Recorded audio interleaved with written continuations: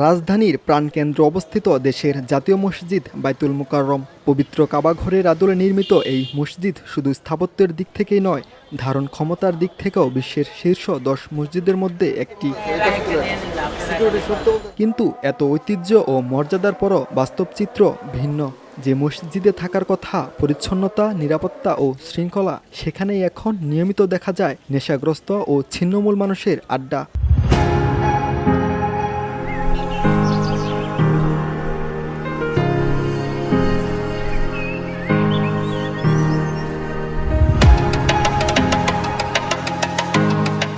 মসজিদের চারপাশে অনেক সময় দেখা যায় অনাকাঙ্ক্ষিত দৃশ্য, যা একটি জাতীয় মসজিদের ভাবমূর্তিকে প্রশ্নবিদ্ধ করছে।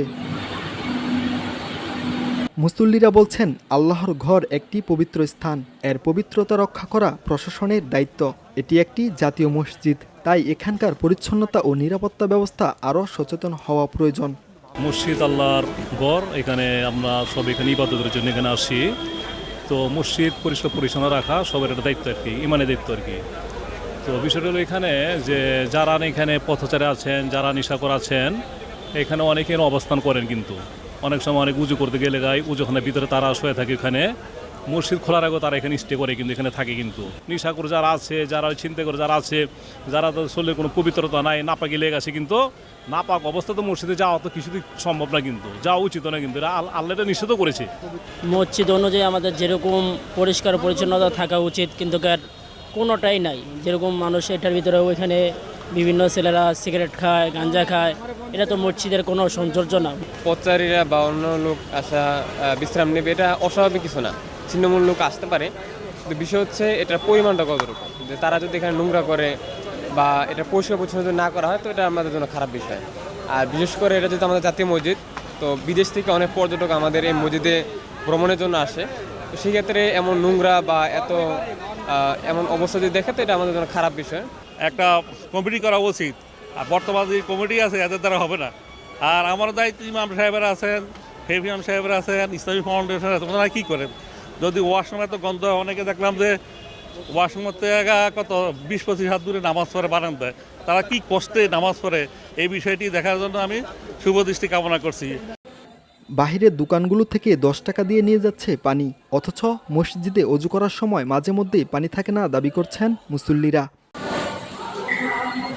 অনেক দর্শনার্থী দেশের বিভিন্ন প্রান্ত থেকে প্রথমবারের মতো বাইতুল মুকাররমে আসেন, কিন্তু তারা এসে হতাশ হন মসজিদের ভিতরে পরিবেশ দেখে।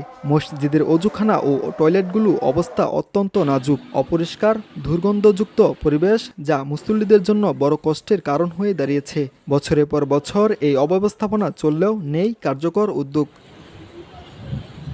তথ্য অনুযায়ী জাতীয় মসজিদের সৌন্দর্য বর্ধন ও উন্নয়ন প্রকল্পের জন্য ধর্ম মন্ত্রণালয় থেকে চলতি বছরে 190 কোটি টাকা বাজেট বরাদ্দ করা হয়েছে। এছাড়া নিচতলা মার্কেট থেকেও আসে দোকান ভাড়া, যা থেকে বছরে কোটি টাকা রাজস্ব অর্জিত হয়। তবুও কেন অব্যবস্থাপনা?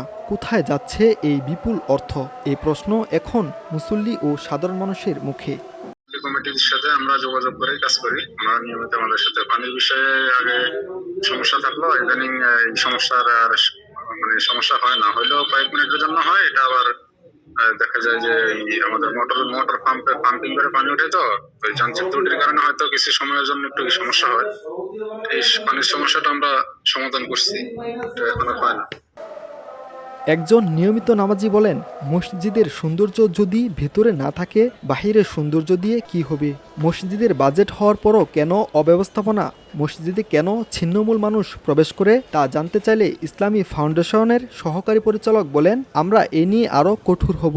এসব বিষয়ে আমরা এর আগেও জানতে পেরেছি। দায়িত্বের গাফিলতি যেটা ছিল, কারণ এই 5 আগস্টের পরে আমাদের ধর্ম উপদেষ্টা মহোদয় এটা নিয়েই নিয়মিত আমাদের ডিজিপি মহোদয়ের সাথে কথা বলে আমাদের সাথে নির্দেশনা দেওয়া আছে যে এটা এখন আমাদের ওই লোক ঘাটতির কারণে, আর এই সংখ্যাটা কিন্তু আপনার অনেক বেশি এই বাইতুল মুকাররমকে ঘিরে, এই কারণে এখানে একটু স্পেস আছে এই অঞ্চলের মধ্যে, এই সংখ্যাটা কিন্তু অনেক বেশি। তো এই জন্য আর কি এখানে আমরা আমাদের যে লোকজন আছে এটা দিয়ে খুলে উঠতে পারতেছি না আর কি। কারণ হলো একদিক দিয়ে আটকালে আরেক দিক দিয়ে ঢুকে পড়ে, এটা তো ওপেন স্পেস দেখা যায় অনেক। আবার এখানে আপনার প্রতিনিয়তই রাজনৈতিক কর্মকাণ্ড পরিচালনা করা হয়, ধর্মীয় কর্মকাণ্ড, বিভিন্ন অনুষ্ঠান হয়। তো তো চাইলে ওনাদেরকে মানে গেট দিয়ে যেমন অন্যান্য জায়গায় যেরকম স্ট্রিক্টলি গেটটা নিয়ন্ত্রণ করা যায়, আমাদের এখানে করা যায় না। কে মুসল্লি, তো ওটা ঠিক আছে, ওটা দীর্ঘদিনের একটা অচল অবস্থা। কারণ আমরা হয়তো টুকটাক কাজ করি, এই যে আপনার অনেক বড় পরিসরে যে কাজ, সেটার জন্য একটা পরিকল্পনা নেওয়া হয়েছে, অনেক দূর এগিয়েও গেছে। আপনার প্রায় 190 কোটি টাকার একটা নতুন রিনোভেশন হবে। ওই কাজটা সম্পূর্ণ হলে তখন আমাদের মুসল্লি, সাধারণ মুসল্লিরা বা সবাই তখন একটা ফিল পাবে যে হ্যাঁ এটা জাতীয় মসজিদ। বা কারণ এখন ম্যাক্সিমাম মুসল্লিরাই আমাদের হজ করতে যায়, বিভিন্ন দেশে ঘুরে, ওটার সাথে আমাদের জাতীয় মসজিদের মিল খুঁজে পায় না। জাতীয় মসজিদ বাইতুল মুকাররম, যা আমাদের ধর্মীয় ঐতিহ্য ও গর্বের প্রতীক, এই পবিত্র স্থানের মর্যাদা রক্ষায় এখন সময় এসেছে প্রশাসনকে আরও দায়িত্বশীল ভূমিকা নেয়ার।